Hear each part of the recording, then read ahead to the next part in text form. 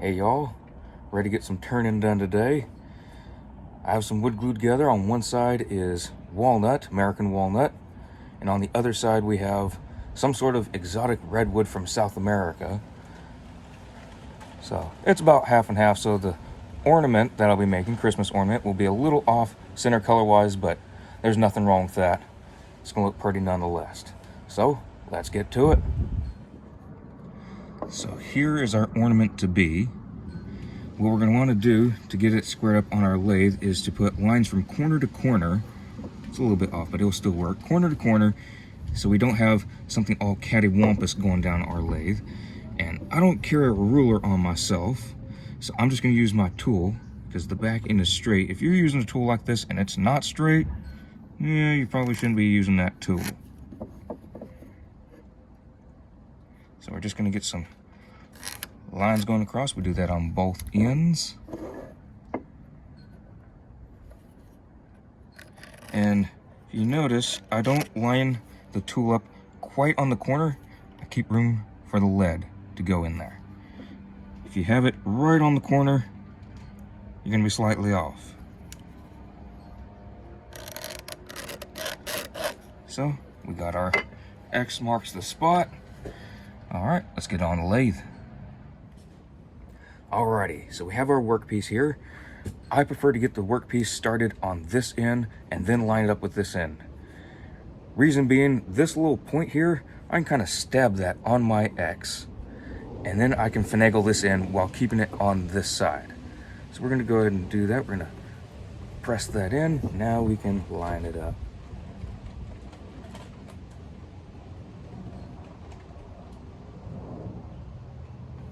All right, we're gonna lock everything in place.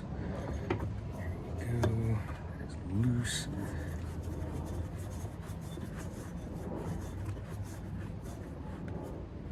And before I ever start the lathe, I do double check everything. I make sure my guard here is gonna be locked. So this piece, I never want it loose, because if it hits this piece while it's spinning, that could be bad news. So move this up, lock in place. It's not gonna be in the spot I'm gonna want it, it's just locked in. So it's obviously clear. I have my workpiece down here. So we have our workpiece on the lathe now.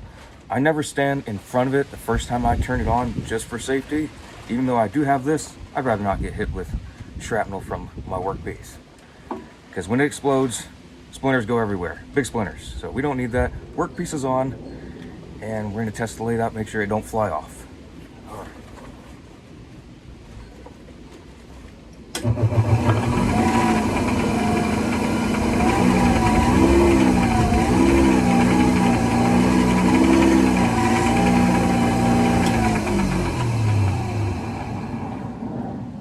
All right, so it didn't fly off. Now I can adjust my guard here. Move it up. That is good to go. Everything is tight. Always double check everything is nice and tight. This critter is a little bit old, so it constantly revs up and down the entire time. That's fine. I do know that happens. So if it revs up and down, that's just the machine. All right, here we go. All right, so the first tool I'm going to use is the roughing gouge. This is going to help me turn the squarish piece into a spindle. Spindle's spherical, but long. That describes it well? I don't know. Anyway. So the first tool I'm going to use is my roughing gouge. We are going to turn this rectangular piece of wood here into a spindle. Get ready for all of the carvings we're going to do for the ornament. This just gets it nice and round, then I can go to town on everything else I want to do with any other tools. So let's get it going.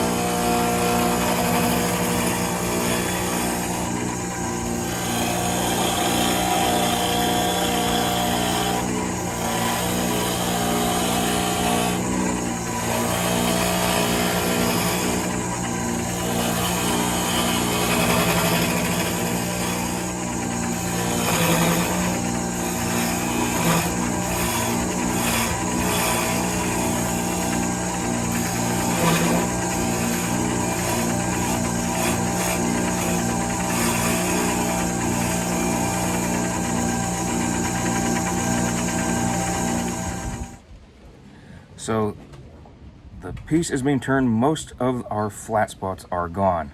Once in a while there will be a spot here or there that will hold some glue like this. That'll come out later. Normally once we get deeper in, it doesn't necessarily show. So this will be gone. I do prefer to start the head of the ornament. So this way I can get in a little bit deeper and it'll be ready for me to cut off later with the bandsaw. But everything's looking good. Wood is still glued together nicely. The glue's doing its job. All right, let's keep going.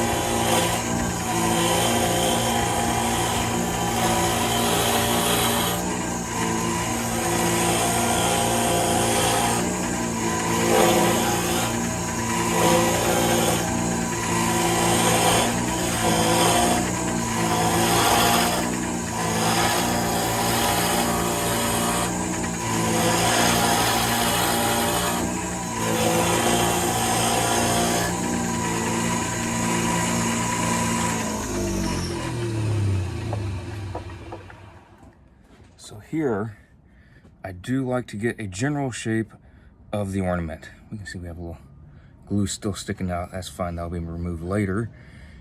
I like to get the general shape before I go to any of the detailing tools, just so it's less work later. Personal preference. Not sure it makes much of a difference, just the way I prefer to do it. All right, let's keep going. All right, one of my favorite tools to use when doing the detail work is the skew. Just personal preference, love using this critter.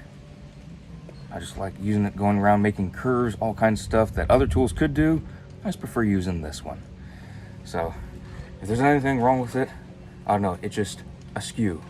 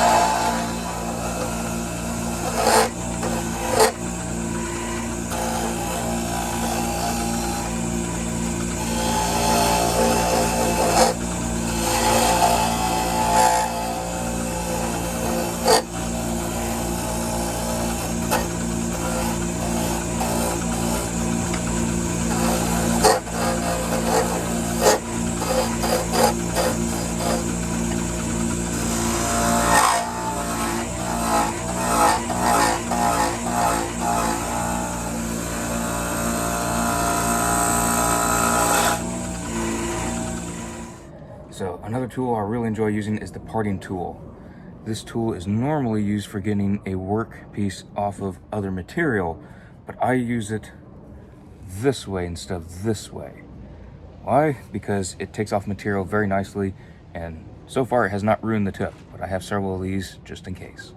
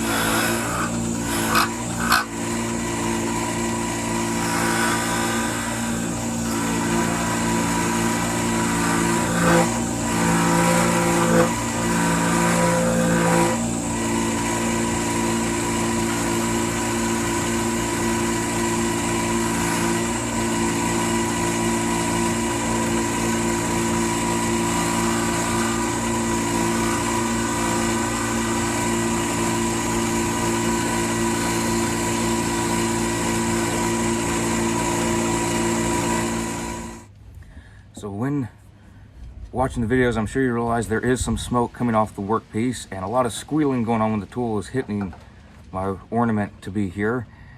And that's because my tools aren't the sharpest. I try sharpening my tools myself and I end up ruining them.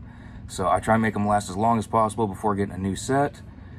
And yeah, it's kind of a disclaimer why there's that loud pitch sound and all kinds of smoke, but it's a pretty cool effect anyways. Once in a while I will purposely use duller tools, not super dull, on certain pieces of wood because it will burn them and it will give them a certain extra color, makes it really pretty. Sometimes I'll do it on the bottom, more often than not on the top, because it's just really cool when it looks like there's a burn shadowing down onto the workpiece.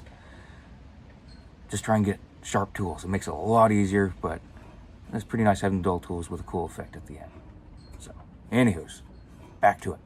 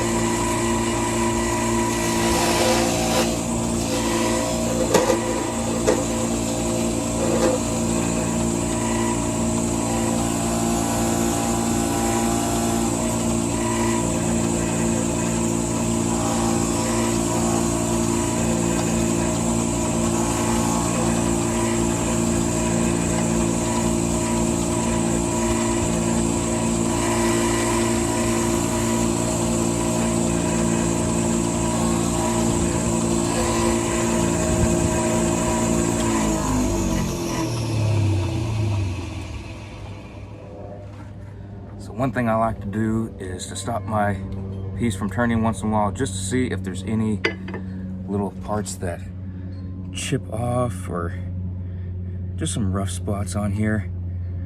And it's looking pretty good. There's a few little rough spots I have to get on out. Some extra lines. You can see a little bit of a line form there. So just gonna work those out, then it'll be time for sanding. All right, here we go.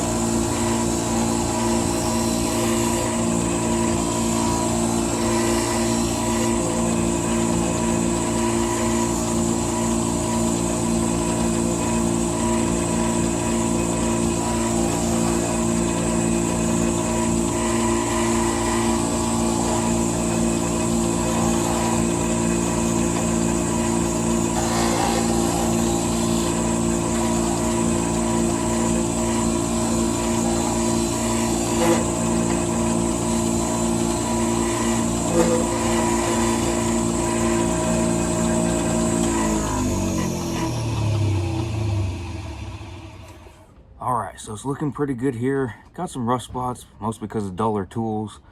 But I have to switch back and forth between tools to get the desired effects I want.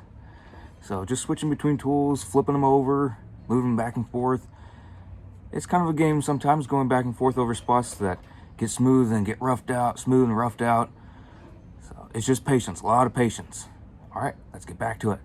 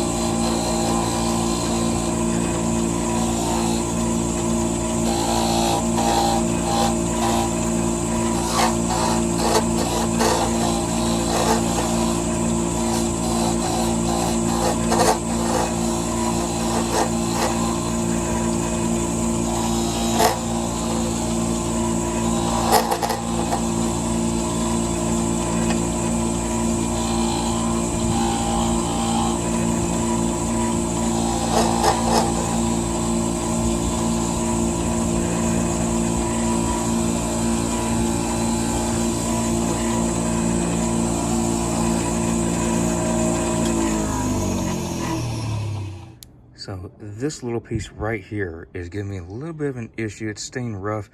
Same with up here. I can't quite get this grain to smooth out. So I'm gonna have to do this through sanding.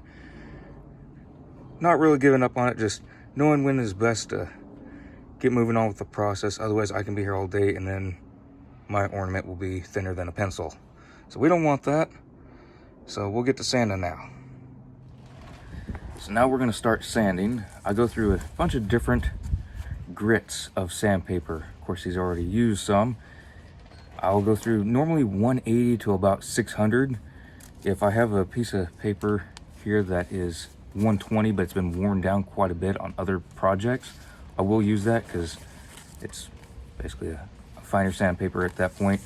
I do prefer used sandpaper, normally from training projects, but from other projects as well.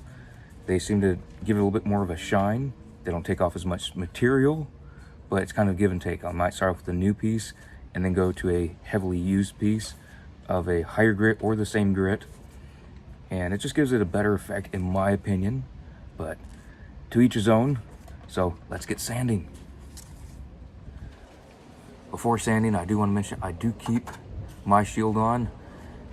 A lot of folks, they don't keep it on because you're just sanding, you're not cutting, it's not going to fly off. It can still fly off. You're putting pressure on it. Even when it's just spinning, I like to have my shield on just in case. A little extra safe in that aspect. All right, let's keep turning.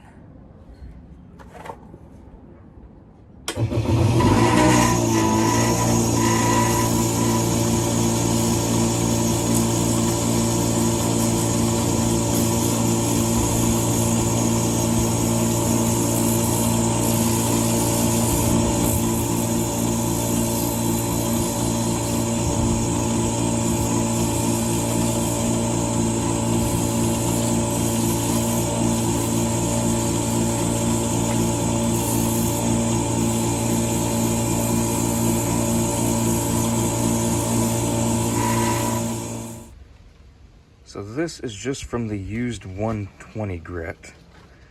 It looks pretty good right now. I'm gonna keep it going. I'm gonna go to a used 240 grit, and after that, I will go to a used 180. It's a lot heavier used, so it'll be even finer than the 240 will be.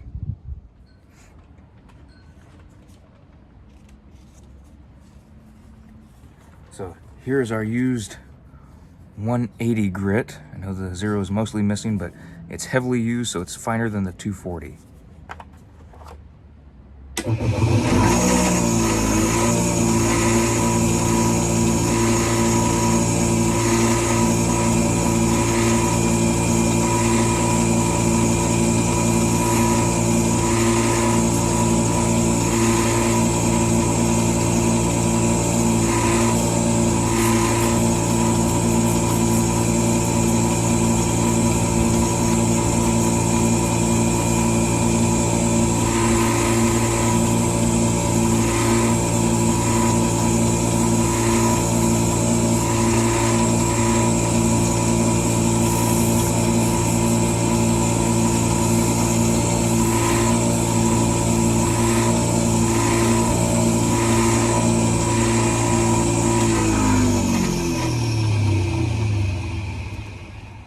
So that gave our piece a bit of a polish. Still needs some sanding in the spots that were a little bit rough earlier.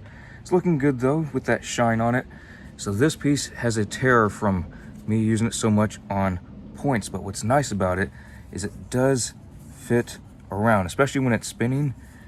You can see it does split open some, so I kind of get around that point nice and easy like. It just makes things a little bit easier. Kind of found out by mistake, but that's how we learn. Alrighty, let's keep moving down the sandpaper.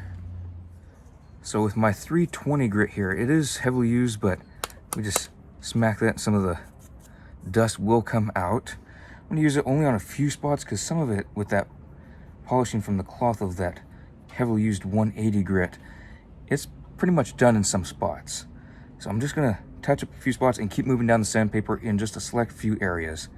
And after that, we should be ready to get this off the lathe.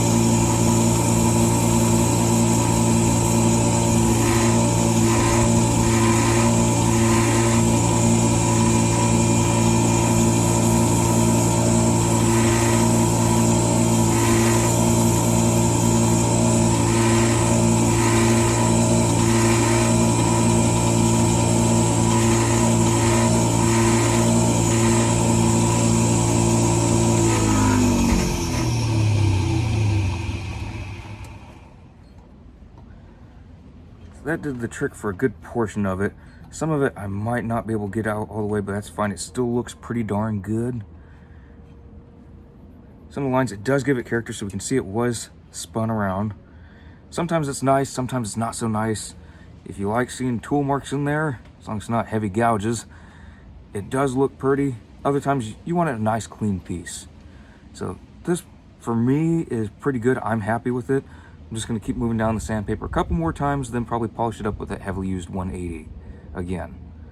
So here we go.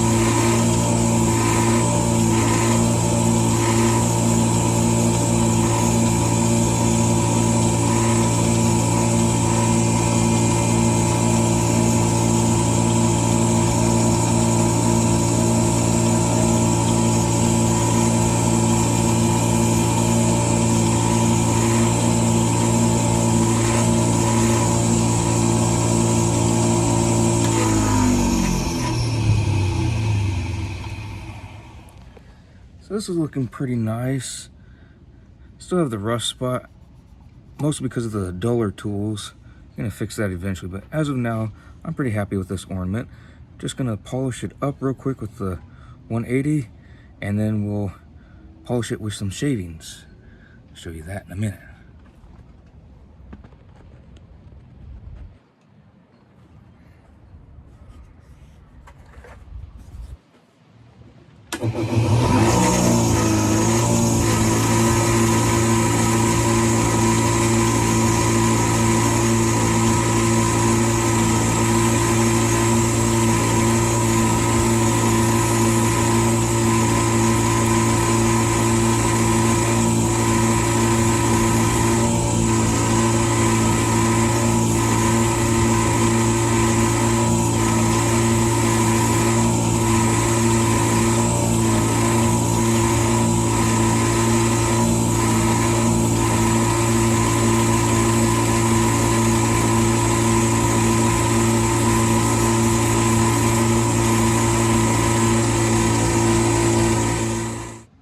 So compared to earlier, our piece has much more of a shine or sheen to it, however you prefer to say it. And it's looking pretty good. One thing we will do is we will use some of the shavings we have right here. I'm gonna have this in my hand. I'm gonna hold it up to this while it's spinning. And what that's gonna do is gonna create some friction, and it's gonna polish it up and give it a little bit more of a shine. It's gonna kind of seal it up some, even though later down the line, once I have a bunch of ornaments done, I will then put some sort of coating on there to give it some extra shine and protect it from moisture. But at the moment, what I'm gonna do is just use the shavings while it's spinning. So here we go.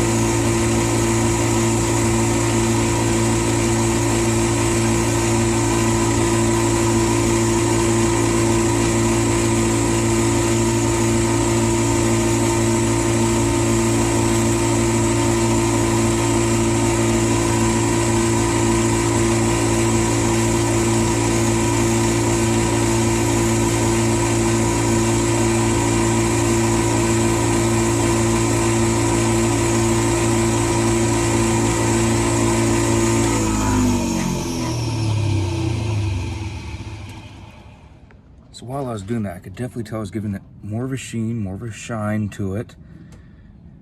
And I didn't get all of it because it's pretty hard to get in this spot. I didn't want to get my hand caught in here, especially not by the turning piece there. Almost looks like it has a finish put on it, but that is just from the heavily used sandpaper and the wood shavings that is from this piece itself, which is just a really cool old tip and trick learned quite a while ago, and it seems to make the pieces look nice and pretty. So at this point, we are ready to take our ornament off the lathe here. And in case you're wondering, no, the machine is not on. I'm spinning it myself, just because it looks pretty.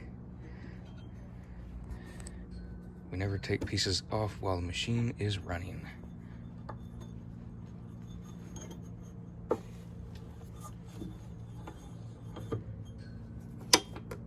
And nice and gentle like, should just come right off. That is all that is making it turn. So we have our bandsaw here. What I'm just going to be doing is I'm going to be removing this end and this end.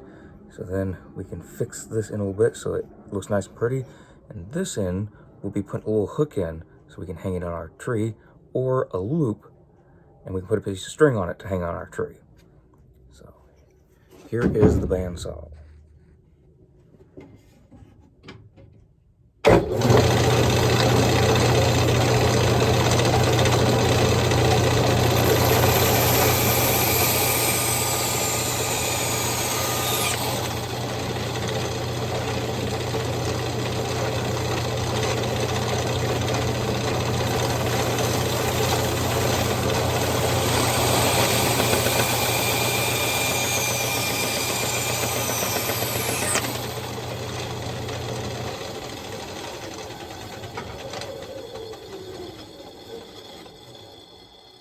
So for this end, we don't have to have the straightest cut. It really doesn't matter because we're going to be taking all this material off to give it a nice little round edge. This end kind of messed up a little bit, so you can see it's a little wonky. We'll fix that too. This is a belt sander here. This will be spinning around while I continually turn this in. It'll give us a rounded edge, and we'll finish it off with the sandpaper we had out earlier.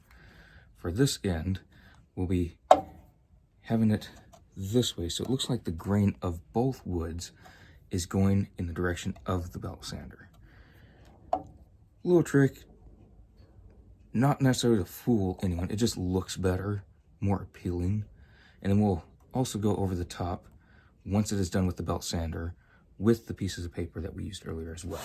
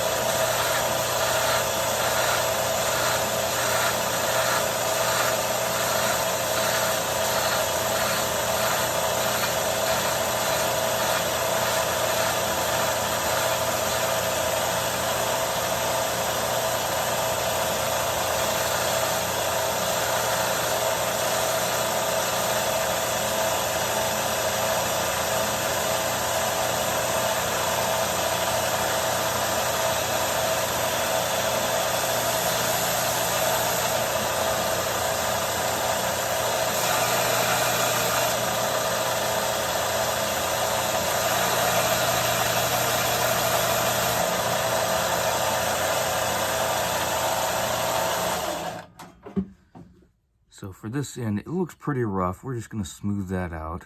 May not necessarily have the sheen at the moment after the sanding with smaller pieces of paper, but once we cover this with a coating, it should shine pretty much the same as the rest. Same with up here. We're going to clean this off a little bit, and we'll move on from there.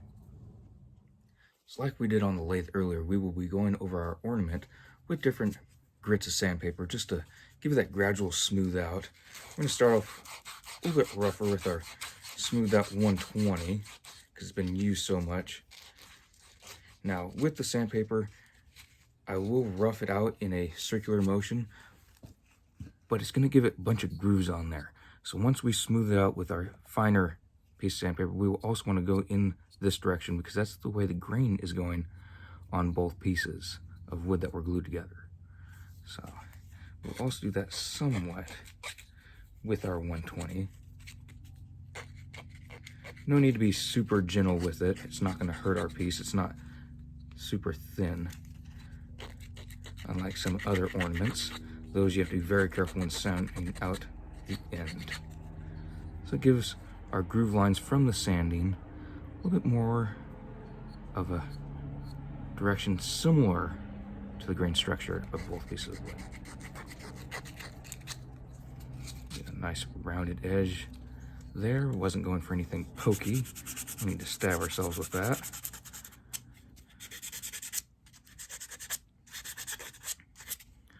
And no rough spots on the outer line as well. We want a pretty nice flat top on that. We don't want it wonky, which with this piece of sanding paper on the belt sander, it's very easy to do that with the speed and the heavy grit I use. It removes a lot of material, which is nice, but it can also be a very bad thing at the same time. So we're going to move down to our 240 here. Go against the grain just to get a quick smooth out, and then with the grain again. That's looking pretty good. Let's do the bottom end of our ornament.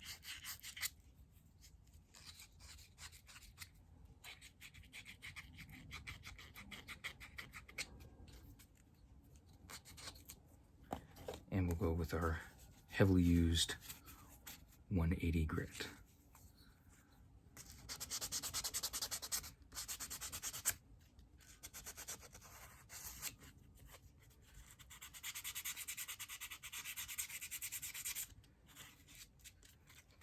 Already smoothed it out, gave it a slight polish, but it's the end grain, so it's not going to be the same as the sides.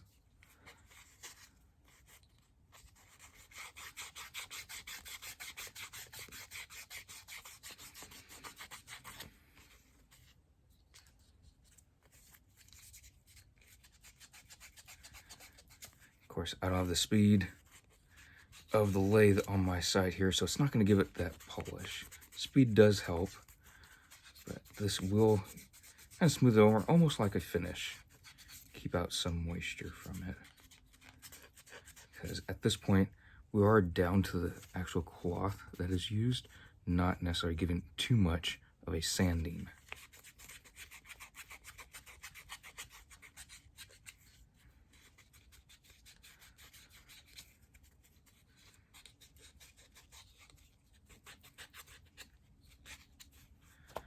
Alrighty, so that's pretty much the ornament. We're just going to go ahead and drill a hole in the top there. I'm going to put a little loop or hook in there. Haven't decided which yet. We'll find out in a minute. So to go with this ornament, I do have a loop screw that will go into the top. I'm not going to just screw it in there. I've learned from past experiences that doesn't work too well. It starts going all over the place, kind of tears up the material, and I don't like doing that. So I found a drill bit that is about the size of the shaft of the screw. So the main part of the screw without the threads. The threads will then catch into the material and prevent it from coming out. Some folks will use a hole that is the size of the threads, but then your screw will just fit in there and not stay. If you do happen to do that by accident, one thing I've found, because I've done that myself, is if you put some wood glue in there, stick it in there, then put some of the shavings from the lathe on top, kind of mask it up to a certain extent, but it does work. All right, so let's try and do this one correctly and get the drill going. Alrighty, so we do have our drill bit in our drill here. We're ready to put it right here, but where is the spot we put in? We don't have that point anymore, and we don't have our cross on the top, our X mark. So this is a very technical term. So you can follow along. I'll try and make it as simple as possible. Eyeball it. That's what I do. It's super simple. I mean complex. Yeah, it's super simple. Just eyeball it.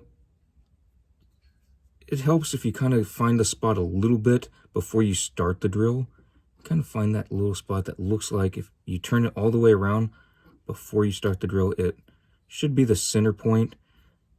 If it takes you a few little turns to find that, it should be no big deal.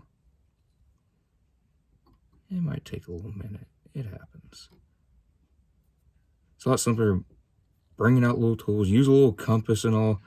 That just gets old. Been there, done that. This is just a lot faster.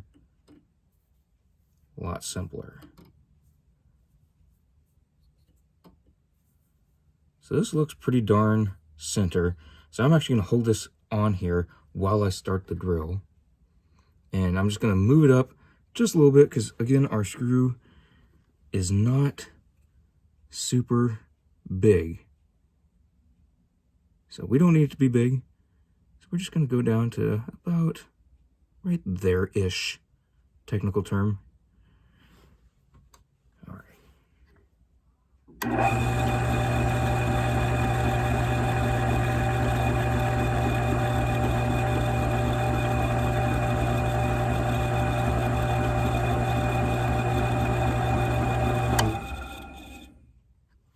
So it looks fairly center. I wasn't super concerned about that. Yeah, clean out our bit. And we're going to sand a little bit more after we put the screw in. So, very complicated part coming up. You have a hole and a screw. It's not that hard. Since it is a little bit smaller, sometimes it is hard to line the threads up because the hole is just the size of the shaft of the screw. Once you get in there, it goes in nice and easy like. Let's get to the end. It gets a little tougher. Here we go. So we have now a little eyelet to put a thread through so we can hang it on our Christmas tree. Now, we may think we're all done with sanding because I went over earlier and it's nice and smooth. One thing with wood that is a finishing tip, sometimes with, say, tables, you get a spray bottle that has a fine misting nozzle on it. You spray water on it. The reason we do that is because it'll make the little grains and little fibers stand up that are coming off our grain structure here. So it's, you can't even see it, but you can sure feel it. So since I've been moving around quite a bit, putting oils and sweat on here, it's starting to stand up and I can feel it getting a little rough. So we're going to give it one little final sanding and we're not going to touch it anymore. So we don't do that until we have a coat of a finish on here. Don't know what finish yet. That's going to be a lot later down the line. So we're just going to go over with our used 180. Take those fibers off real quick without destroying the shine that was created on the lid, because we can't replicate that just by hand because we don't have the speed here. Can't turn it that fast. So get all those little fibers off. And it's still got a nice little sheen to it. No more fibers. And we have our Christmas ornament. This was a lot of fun to make. I hope you all enjoyed watching this. If you enjoyed it, please like the video so I know you did enjoy it. If you have any comments or questions or tips or tricks that I can use later on, please go ahead and put that in the comment section below, and I will see you all in the next video. Have a good one. Just there, it's gonna rough this out. We're gonna turn this squarish piece into a round spindle. Hi, we have a visitor. This is going in the blooper section. Mamas, you gotta get out of here. That's right, mamas. And alright. Go on. Get. Keep going. Got your tail. Yeah, got your tail. Come on, get out. Come on. There you go.